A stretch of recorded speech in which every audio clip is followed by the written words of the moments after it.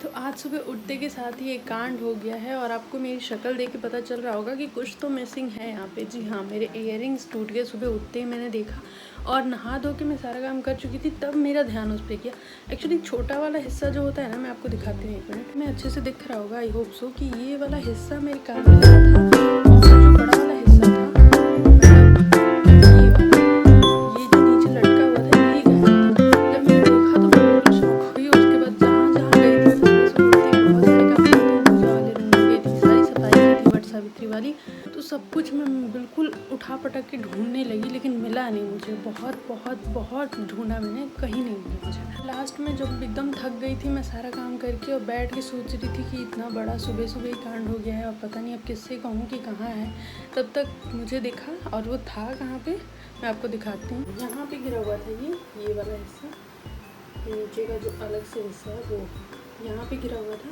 और मैं यहाँ से उतर के बेड पे से और यहाँ आती हूँ, शायद बाबू को लाते हुए या फिर जैसे भी यहीं पे पड़ा हुआ था। सारा काम धाम करके जैसे ही फ्री हुई थी तब तक एक पार्सल आ गया था और उसमें थी क्या चीजें वो आपको आगे पता चलेंगी। फिलहाल तो इनकी मस्ती देख लीजिए। मैंने बेडशीट की सारी चीजें धोई हुई हैं और उसके बाद उन्हें धूप में डालने के बाद मैंने बेडशीट किया और बेड इतना सुंदर लग रहा है और उतनी ही इसकी मस्तियां भी सुंदर लग रही हैं। इसकी ये जो प्यारी सी स्माइल है ना, वो मेरा दिन बना देती है। सच बताऊं तो इसी को देख के उठती हूँ और इसी को देख के सोती हूँ।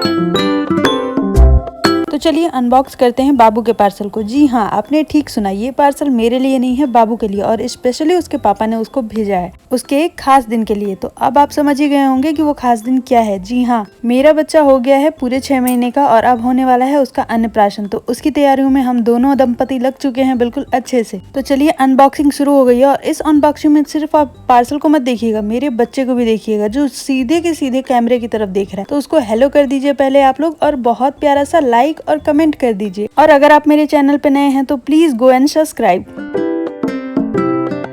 तो बाबू के लिए यहाँ पे आ गया है अन्नप्राशन किट, जिसमें अन्नप्राशन की सारे डेकोरेटिव आइटम होते हैं। और मैं इसको अनबॉक्स करते हुए ना बहुत खुश हूँ। ये बहुत अच्छा था, बहुत चीप प्राइस में था। अगर किसी को चाहिए तो लिंक कमेंट करना, मैं जरूर लिंक इसकी दे दूंगी। ये फ्लिपकार्ट से था, 185 के आसपास पड़ा होगा और इतने चीप प्राइस में इतनी अच्छी क्वालिटी आई है कि ये सालों साल रह सकता है। अगर आप दूसरा बच्चा भी प्लान करो ना तो भी ये आपके काम आ जाएगा, सच बता रही हूँ। मैं अपने बेटे के अन्नप्राशन को लेके बहुत बहुत बहुत ज्यादा का हर बर्थडे बहुत अच्छे से फोटोग्राफ क्लिक करके मनाया है। और उसके 3 बर्थडे पे उसके पापा भी रहे हैं, मतलब हर मंथ वाले बर्थडे भी हमने बहुत अच्छे से सेलिब्रेट किए हैं। और ये हमारे खानदान का, पूरे खानदान का, मायके हो या ससुराल हो, एक पहला ऐसा बच्चा है जिसके ये सारे प्रोग्राम पहली बार हो रहे हैं। कि ये न्यू जनरेशन में पहला ही बच्चा है। पुराने जनरेशन में तो लोग ये सब करते ही नहीं थे भाई। इतने बच्चे पैदा करने होते थे कि ये सब के लिए फुर्सत ही नहीं मिलती थी। सच बताऊं तो हम तो 2 ही भाई बहन है, लेकिन फिर भी मेरे मम्मी पापा ने ये सब नहीं किया क्योंकि उस टाइम पे इतना सारा फोन और ये सारी चीजें नहीं थी। तो चलिए, ये बात होगी अन्नप्राशन की और ऐसी आगे भी वीडियो में डालती रहूंगी अन्नप्राशन से रिलेटेड, जिसके बारे में आपको भी पता चल सके कि आप कैसे कैसे डेकोर कर सकते। मैं इसी व्लॉग में आपको आगे दिखा रही हूँ कि मैंने आम का खटमिट बनाया है फिर से। तो उसकी रेसिपी भी आप देख लीजिए और जरूर एक बार ट्राई कीजिएगा, आप जिंदगी में कभी भी भूल नहीं पाएंगे। तो चलिए शुरू करते हैं। तो सबसे पहले आपको आम को धो के, छील के और उसके बाद ऐसे कट कर ले। उसके बाद हम एक कढ़ाई गरम करेंगे और आप घी या तेल जो भी आपके अकॉर्डिंग हो वो चीज़ आप इसमें ऐड करिए। और उसके बाद उसमें डालिए तेज पत्ता, जीरा और थोड़ी सी लाल मिर्च।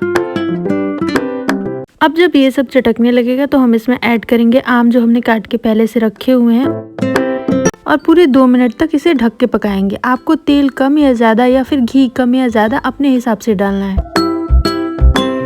अब हमें गुड़ के छोटे छोटे टुकड़े कर देने हैं और उसे एक पानी में, थोड़े से पानी में भिगो देना है। ध्यान रखिएगा पानी कम ही होना चाहिए। अब हम इसे खोल के चलाएंगे और इसमें ऐड करेंगे गुड़ वाला पानी और फिर से ढक के 10 मिनट के लिए पकाएंगे। तो ये हो गया है बिल्कुल रेडी। आपको अपने हिसाब से देखना है कि आपको इसकी कंसिस्टेंसी कैसी चाहिए। आपको सब्जी की तरफ पतली तरी चाहिए या गाढ़ी तरी चाहिए। और अब इसे ट्रांसफर कर लीजिए ठंडा होने के बाद और अपने फ्रिज में रख दीजिए। आप इसे 10 से 15 दिन आराम से खा सकते हैं बिना किसी झंझट के। उसके बाद बनाई थी मैंने अपनी फेवरेट आलू की भुजिया, जिसकी रेसिपी मैं अगले व्लॉग में शेयर करूंगी। तो बस ऐसे ही बने रहिए और लाइक कमेंट शेयर ज़रूर करिएगा। आप सबका प्यार ही हमें आगे बढ़ाता है और आप सभी हमें आगे बढ़ाते हैं। तो धन्यवाद, बाय बाय, टेक केयर।